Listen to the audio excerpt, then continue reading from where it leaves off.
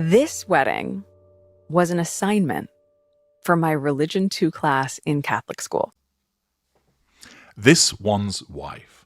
Why isn't it over? Hello, I'm H.G. Tudor. Before I get into the body of this video, I'd like to bring to your attention, for those of you who haven't already accessed it, and I know many of you have, my recent series analysing Ryan Reynolds and the ongoing analysis of Blake Lively. The videos can be found in my channel just by searching their names. There's a playlist for both of them. Since you're invested in this one's wife, you'll also find the analyses of these two individuals fascinating. So I'd encourage you to go and watch. Thank you for doing so in advance. This one's wife ensnared Harry in 2016, nearly 9 years ago. I was the first to point out that she was a narcissist.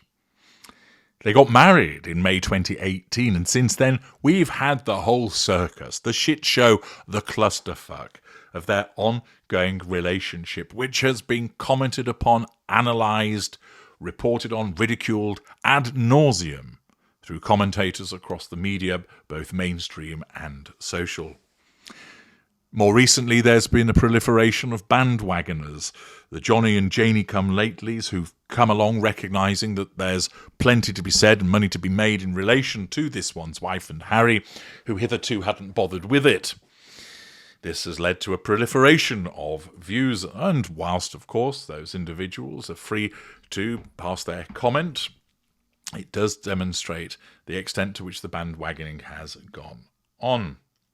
And with that, of course, that some would regard it as a bit of a gravy train. And you might wonder when that gravy train might come to an end. Indeed, many of you remain invested in awaiting the end of the Sussex saga, wanting it to go pop, seeing the demise, seeing the downward spiral that I predicted a number of years ago come to eventual fruition. But it does raise the point, why isn't it over? There are repeated instances of rumours that divorce is on the horizon, yet it's not yet happened. There's the suggestion that they're actually separated and don't live together, although the appearances that they've done together tends to fly in the face of that. There is much speculation as to whether it is just entirely performative for the purposes of an ongoing arrangement, but that was touted some time ago. And if so, why would you stick with someone who you clearly can't stand? Is the money that important? Why has it not got to divorce? Why has the relationship not run its course, given the various instances of people saying that they can't stand one another and the rumours of separation and so forth? Why hasn't there been the actual conclusion? Well, as ever, understanding the dynamic between a narcissist and the narcissist victim provides you with insight as to why it's not yet gone pop. Let's first of all look at it from the perspective of Harry. As I've told you before, that when it comes to the narcissistic dynamic, there are three potential outcomes for that ensnarement between narcissist and intimate partner primary source. Either the narcissist disengages from, which is the most common outcome, the narcissist victim escapes, the least common outcome, or the middling is that neither of those two options happen and it just trundles along, going through devaluation, respite, where the victim ultimately gets rather long in tooth to it all and it doesn't affect them as much as they once did, and it carries on until one of the parties dies. Well, at the moment, it looks like that's what's happening as it enters its 9th year. But let's look at why those options haven't yet occurred. Why hasn't Harry escaped? Well, the simplest is he just doesn't realise what he's dealing with.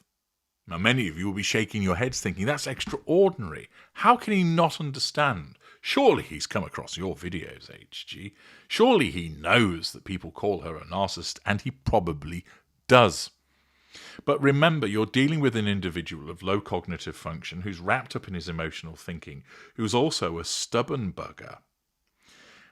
And therefore, it's certainly the case that in respect of this, he just doesn't truly realise and appreciate what he's dealing with, which means that, and I've come across this with many people who have been trying to get relatives and friends to understand that they're dealing with a narcissist, he doesn't truly grasp the full horror of what he's involved in.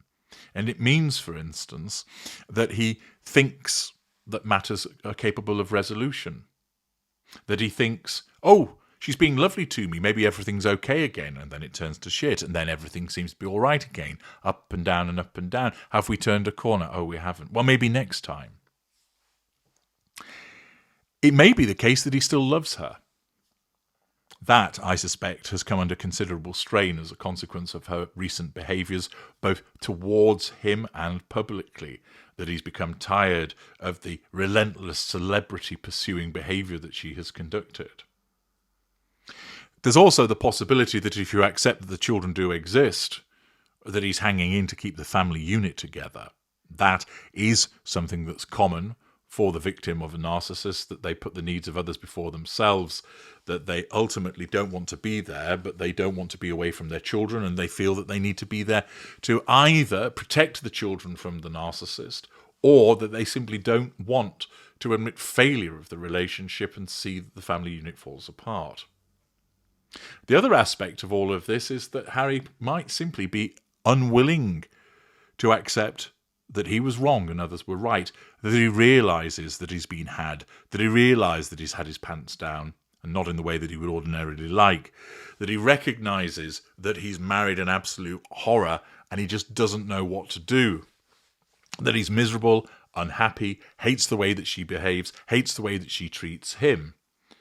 But pride is stopping him from bulleting the relationship and having to go back to his family and say, I done fucked up.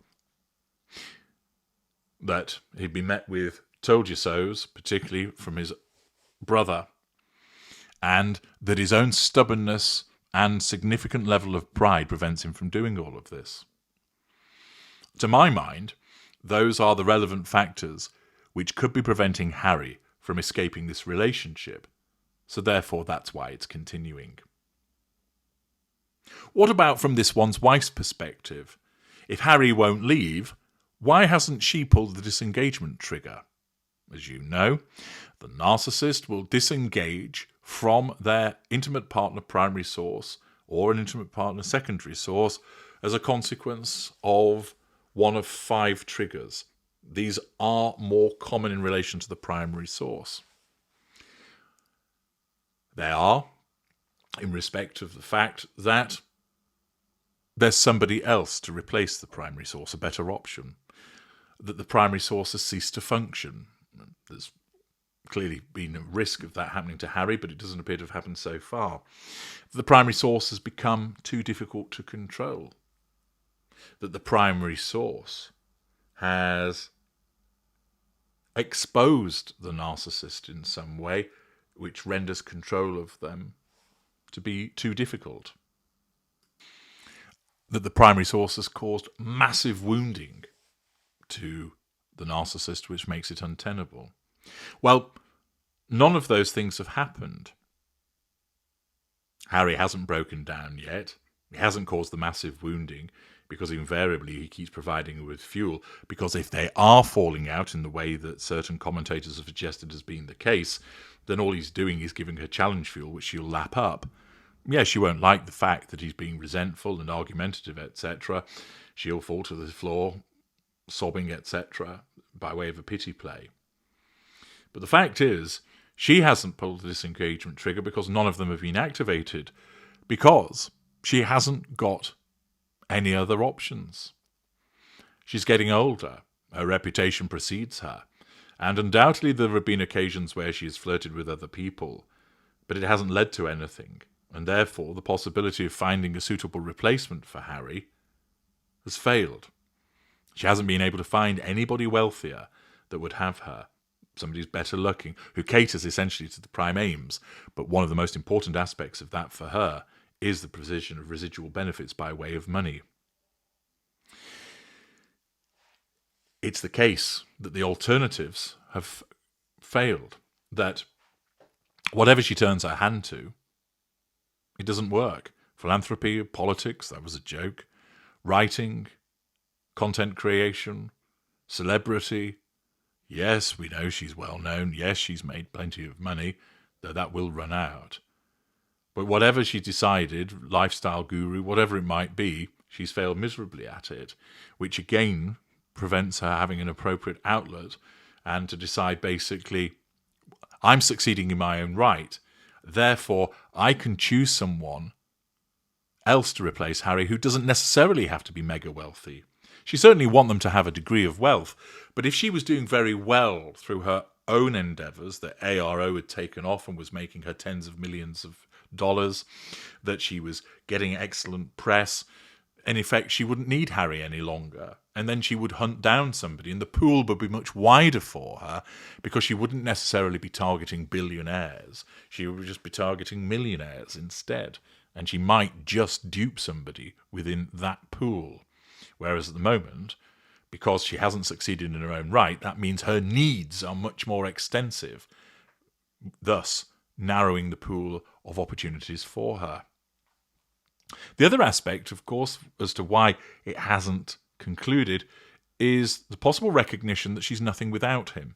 Now, this raises an interesting point because on the one hand, she will never admit that's the case because she thinks that she is the draw. But this will keep getting pushed in her face. Instances of where Harry's invited ahead of her, that people react to Harry, that they're more interested in him than her.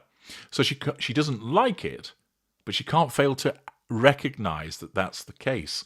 And her narcissism will realize not so much a case of I'm nothing without him, but rather it means he still serves a purpose to her, which means that the narcissism is reluctant still to jettison him.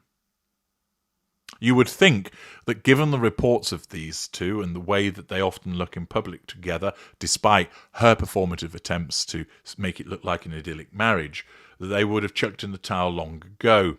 Reports of fights and arguments, of them not actually living together, but yet the relationship still seems to endure, which then leads to the question of why has it not ended?